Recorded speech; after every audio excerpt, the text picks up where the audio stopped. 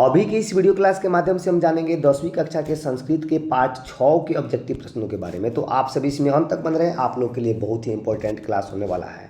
पहला प्रश्न आपके स्क्रीन पर एक और है इसमें कि भारतीय संस्कार कितने हैं।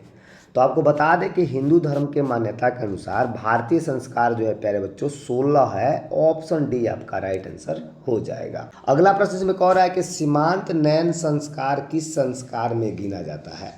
तो सीमांत नयन की बात करें तो वह जन्म पूर्व संस्कार होता है प्यारे बच्चों। ऑप्शन सी आपका बिल्कुल राइट आंसर बन जाएगा। इसमें अगला प्रश्न है कि शिक्षा संबंधी कितने संस्कार है। शिक्षा संबंधी संस्कार की बात करें तो वह केवल 5 संस्कार होते हैं। इसके अंतर्गत जो है वेद आरंभ, उपनयन, वेद आरंभ के साथ साथ विद्या आरंभ के शांत और समावर्तन होता है। इस तरह 5 संस्कार ऑप्शन सी आपके राइट आंसर बन रहे हैं।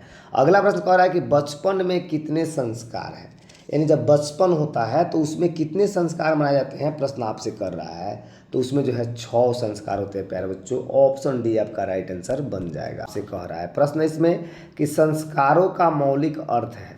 तो संस्कारों का जो मौलिक अर्थ होता है, दोष दूर होते हैं तथा गुणों का निर्माण होता है, यही संस्कार का मौलिक अर्थ होता है प्यारे बच्चों। ऑप्शन सी आपका राइट आंसर बन जाएगा।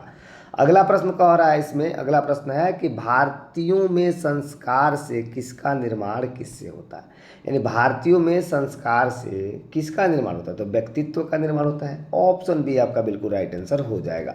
अगला प्रश्न इसमें कह रहा है कि वेद की पढ़ाई शुरू करना किस संस्कार के अंतर्गत है।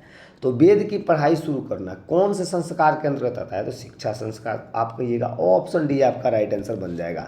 अगला प्रश्न प्यारे बच्चों आपके स्क्रीन पर एक और है इसमें कि संस्कारों को कितने भागों में बांटा गया। बहुत ही शानदार प्रश्न। संस्कारों को कितने भागों में बांटा गया है, तो बता दें आपको 5 भागों में। ऑप्शन सी आपका बिल्कुल राइट आंसर बन जाएगा। अगला प्रश्न कह रहा है कि मरने के बाद में कौन संस्कार होते हैं। यानी मरने के बाद में जो है एक संस्कार होता है और उसको जो हम लोग अंत्येष्टि संस्कार कहते हैं। तो ऑप्शन ए आपका बिल्कुल राइट आंसर बन रहा है। अगले प्रश्न की बात करते हैं। प्रश्न आपके स्क्रीन पर है। कह रहा है प्रश्न इसमें कि किस संस्कार के द्वारा मनुष्य गृहस्थ जीवन में प्रवेश करता है। वह कौन सा संस्कार है जिसके द्वारा मनुष्य गृहस्थ जीवन में प्रवेश करता है, तो वह विवाह संस्कार होता है प्यारे बच्चों। ऑप्शन सी आपका बिल्कुल राइट आंसर बन रहा है। अगला प्रश्न इसमें कह रहा है कि पुंसवनम किस संस्कार के अंतर्गत आता है।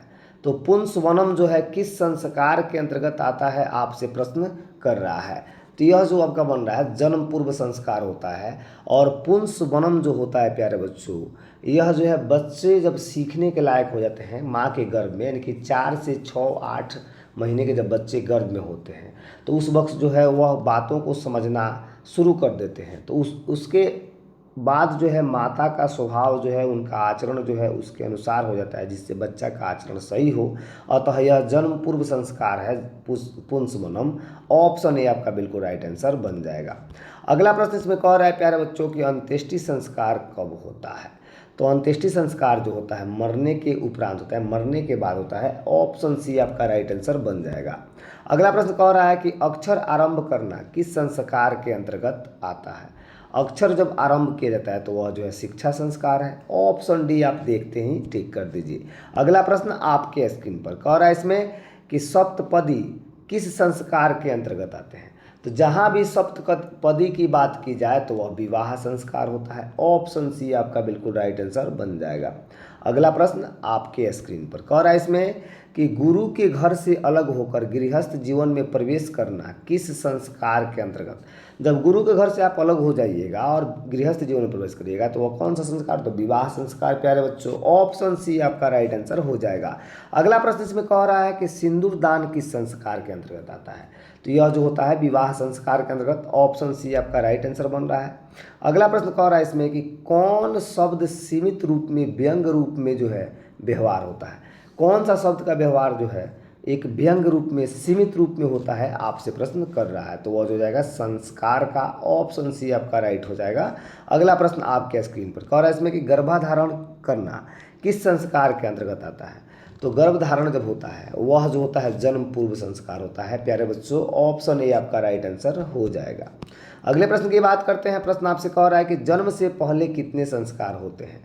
तो जन्म से पहले सभी को पता है कि 3 संस्कार होते हैं। तो ऑप्शन बी आपका राइट आंसर हो रहा है। अगला प्रश्न कह रहा है कि गृहस्थ जीवन में कितने संस्कार होते हैं। यानी गृहस्थ के कितने संस्कार होते हैं आपसे प्रश्न कर रहा है। तो गृहस्थ का एक ही संस्कार होता है, ऑप्शन आपका ए राइट आंसर बन जाएगा। अगला प्रश्न क्या हो रहा है इसमें प्यारे बच्चों, प्रश्न है इसमें कि नामकरण किस संस्कार के अंतर्गत आता है। नामकरण की बात की जा रही है तो वह शैशव संस्कार होता है। ऑप्शन सी आपका राइट आंसर बन रहा है। अगला प्रश्न आपके स्क्रीन पर है, कह रहा है इसमें कि भारतीय संस्कृति का परिचय किससे होता है। तो भारतीय संस्कृति का जो परिचय है वह संस्कार से ही मिलता है, संस्कारों से मिलता है। ऑप्शन सी आपका राइट आंसर बन जाएगा। आपको बता दें कि जो ये प्रश्न है इसमें जो है संस्कार की बात करें, और इसी तरह के वीडियो को देखने के लिए आप मेरे यूट्यूब चैनल RS एंटरटेनमेंट को सब्सक्राइब कर दें ताकि आने वाले वीडियो का नोटिफिकेशन आपको सबसे पहले मिले। तब तक के लिए बहुत बहुत